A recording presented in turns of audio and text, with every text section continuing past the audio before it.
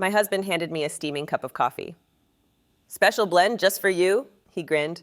The smell made my stomach twist. I smiled, whispered, "Thank you," and slid the mug toward my sister-in-law, the one who mocked me daily. Half an hour later, chaos erupted. I'm Christina Bennett, 29, and 3 years into my marriage, I never thought I'd be sitting at a polished mahogany table in Belle Meade, wondering if my own husband was trying to poison me. But here I was, surrounded by Nina's curated Southern Charm monogrammed napkins, crystal glassware, and a spread of biscuits and gravy that could have graced a magazine cover trying to decide if I was paranoid or justifiably terrified. I forced a smile, my heart hammering. "How thoughtful of you," I said, lifting the cup to my lips but not drinking. The smell alone made my stomach churn, reminding me of the tea incident last month. I'd ended up in urgent care at Vanderbilt Medical Center, doubled over with cramps and nausea so bad I thought I'd pass out.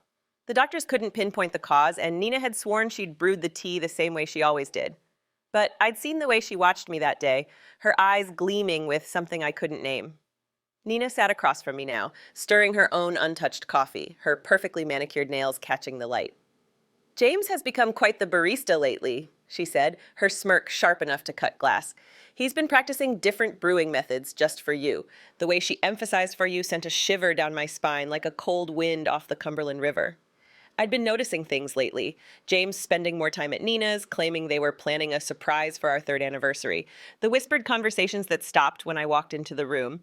The cryptic texts I'd glimpsed on his phone, phrases like "make sure she's out" and "nothing permanent." And now this coffee, with its strange, acrid scent. I wasn't imagining things. Not anymore. I pretended to sip, watching their faces. James's eyes flicked to Nina's, a quick, silent exchange that confirmed every suspicion I'd been trying to bury. My pulse raced, but I kept my face neutral, a skill I'd honed in boardrooms pitching to Nashville's top marketing firms. "Oh, shoot," I said, glancing at my phone. "I need to make a quick work call. Nina, mind if I use your study?" Her lips tightened, but she nodded. "Just don't break anything in there," she said, her tone dripping with false sweetness. As I stood, I deliberately stumbled, bumping the table just enough to send a spoon clattering. In the chaos, I swapped my coffee cup with Nina's, my hands steady despite the adrenaline flooding my veins. "I'm so sorry," I said, laughing it off. "Such a klutz sometimes." Nina waved it away, but her eyes narrowed, like she sensed something was off. I hurried to the study, my heart pounding so loud I was sure they could hear it. From the doorway, I had a clear view of the dining room. I pulled out my phone, hit record, and waited. Nina lifted the cup, my cup, and took a sip. My stomach twisted, guilt warring with resolve. Part of me wanted to shout, to stop her, but I needed the truth. I'd spent too many nights in ERS, too many hours clutching a toilet bowl, always after meals with them. It wasn't always like this. When I met James at a friend's wedding at the Bell Tower 3 years ago, he was all charm tall, with a dimpled smile and a knack for making me feel like the only person in the room. Nina had seemed warm too, welcoming me into their tight-knit family, hosting brunches, helping plan our wedding. But looking back, the red flags were there. The accidental wine spills on my dress at client dinners, the extra seasoning on my plate that left me sick for days. The worst was 2 months ago. Breakfast at Nina's, her famous praline French toast, landed me in the hospital with symptoms the doctors couldn't explain. They found traces of something in my blood, but James brushed it off, saying I must have taken expired meds. I'd started keeping a log after that, documenting every incident, every strange symptom. I wasn't crazy. I wasn't. Nina took another sip, and her hand trembled slightly. She set the cup down, her face paling. "James," she said, her voice shaky, "something's wrong." James's head snapped up, his eyes wide with panic as he realized she'd drunk from the wrong cup. He knocked over his chair, rushing to her side. "Nina, what's happening? I feel..." She tried to stand, but her legs buckled, and she grabbed the table, her knuckles white. I stepped out of the study, phone still recording. "James, what did you put in that coffee?" I asked, my voice steady despite the chaos unfolding. His face went ashen. "That wasn't supposed to be your cup," he whispered, the words slicing through the silence. Nina's eyes widened, fear replacing her usual smugness. "Call an ambulance," she gasped, sliding to the floor. "Please, I can't. I dialed 911, my hands steady." "Emergency services, we need an ambulance at 1542 Maple Grove Drive," I said, keeping the phone's camera trained on them. "My sister-in-law is having a severe reaction to something in her coffee. She's conscious but experiencing tremors." Nina's gaze locked onto mine, her usual icy composure gone. "Christina," she choked out, "you switched..." You knew. Ma'am, the ambulance is on its way, the dispatcher said. Stay on the line. James was frantic, kneeling beside Nina. That wasn't supposed to, it wasn't meant for... Shut up, James, Nina snapped, her voice slurring. This is your fault. You said it would just make her sick enough to miss the board meeting. You promised it wouldn't be traced. My blood ran cold. The board meeting. I was set to present my proposal for the Henderson account, a multi-million-dollar deal that could make or break my career at our firm. Nina worked at a rival agency, and she'd been gunning for the same account. Suddenly, it all clicked. The tea last month, time to keep me home during the Johnson contract pitch. The breakfast 2 months ago, right before a key client meeting. They weren't accidents. The tea, I said, stepping closer, and the breakfast. Those weren't accidents, were they? Nina clutched her stomach, pain contorting her face. The tea was supposed to keep you home for the Johnson pitch. But you went anyway. She glared at James. He said we just needed to discredit you, make clients think you were unreliable. Sirens wailed outside. James backed away, his hands raised like he could ward off the truth. Nina, stop talking. You don't know what you're saying. I know exactly what I'm saying, she spat, her words slurring more. We've been planning this for months, ever since you started outperforming me at every client meeting. You were supposed to drink it today. The paramedics burst in, and I stepped aside, stopping the recording and emailing it to my lawyer. I followed them to the hospital, telling the paramedics I'd ride with Nina.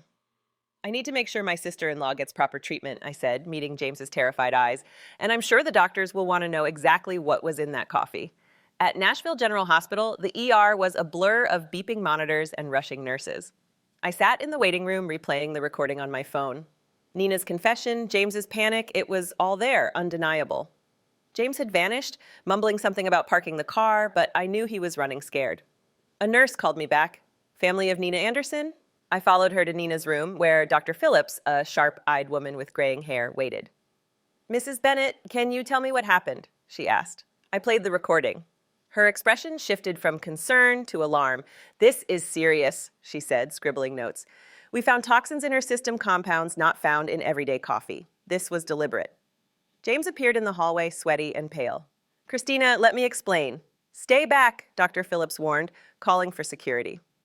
I pulled up the texts I'd forwarded from his phone messages about making sure she's out before the Henderson pitch. So these were just friendly chats? I asked. His face crumpled. We were just trying to help you slow down. You were working too hard taking all the big clients by poisoning me. My voice was steady, but my hands shook. How long, James? Was it you at the Christmas party too, when I got sick after dessert? His silence was answer enough. Detective Mendoza arrived, a seasoned investigator with a no-nonsense air. I showed her the recording, the texts, and the log I'd kept of every incident, dates, symptoms, everything. I've been hospitalized 3 times in 6 months, I told her, each time after eating or drinking with them. She listened to another recording from my backup phone, one where Nina said, "The Henderson account is worth millions, James. We can't let her ruin everything. Just stick to the plan." Mendoza's eyes hardened. We'll need their phones and a warrant for their homes. Dr. Phillips confirmed the toxicology report showed a pharmaceutical compound, something James had access to through a college friend at a research lab.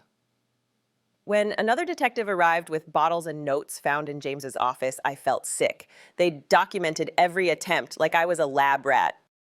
You were experimenting on me, I said, staring at Nina in her hospital bed. Every time I got sick, you were taking notes. Nina looked away, her bravado gone. It wasn't supposed to go this far, she whispered. James said, one more try. The trial was grueling. 3 weeks of testimony, evidence, and James's pathetic attempts to justify their actions. The prosecution laid it out, the bottles, the notes, the recordings, the texts. Dr. Phillips testified about the escalating dosages, and a pharmaceutical rep confirmed James had stolen the compounds. The jury didn't take long, guilty on multiple counts, including attempted murder.